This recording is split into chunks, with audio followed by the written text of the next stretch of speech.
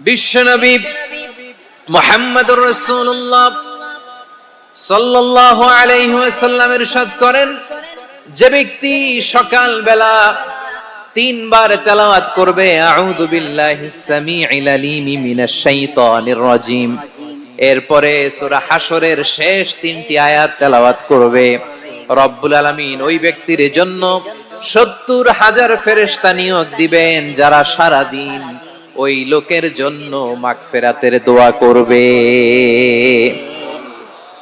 শুধু এখানেই শেষ নয়, বিশ্বনবী ফরমান ওয়া ইন মাতা ফি যালিকাল ইয়াউমি মাতা শাহীদান, ওই দিন যদি ওই ব্যক্তিটা ইন্তেকাল করে সে শহীদ হয়ে কিয়ামতের দিন আল্লাহর সামনে দাঁড়াবে।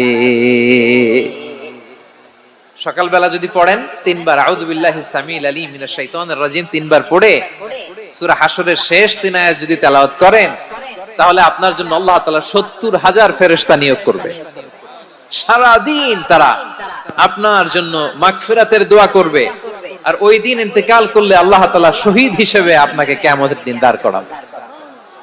সুবহানাল্লাহ, এত আস্তে।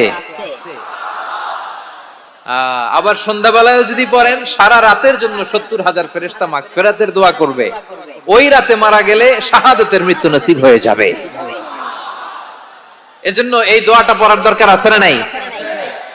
আযকারুস সাবাহি ওয়াল মাসা, সকাল সন্ধ্যার যে জিকির, এই জিকিরের অন্তর্ভুক্ত করে নেবেন এই ওয়াজিফাটা। যে হাদিসটা বর্ণনা করলাম সুনানে তিরমিজির হাদিস, যদিও হাদিসটা সনদের দিক থেকে দাঈফ, কিন্তু মুহাদ্দিসিন ইকরাম বলেছেন যেহেতু এটা ফাজাইলুল আমালের হাদিস, এটা পড়ার ক্ষেত্রে কোনো নিষেধাজ্ঞা নাই, এটা পড়া যাবে। সো সকাল সন্ধ্যা যদি সুযোগ হয় এই ওয়াজিফাটা যেন আমরা পড়ি। এই 3টি আয়াতের ভেতরে আল্লাহ তাআলা তার 14টি গুণবাচক নাম উল্লেখ করে দিয়েছেন।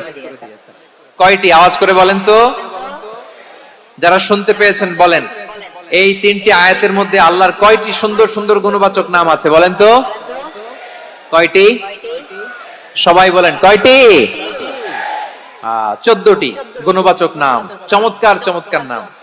যে নামগুলো যদি আমরা আজকে পড়ি, শুনি, জানি, আল্লাহ তাআলা সম্পর্কে ব্যাপক ধারণা, ইন ডেপথ, আমার রব সম্পর্কে ইন ডেপথ নলেজ নিয়ে আজকে আমরা ফিরতে পারবো ইনশাআল্লাহ। বলেন সবাই।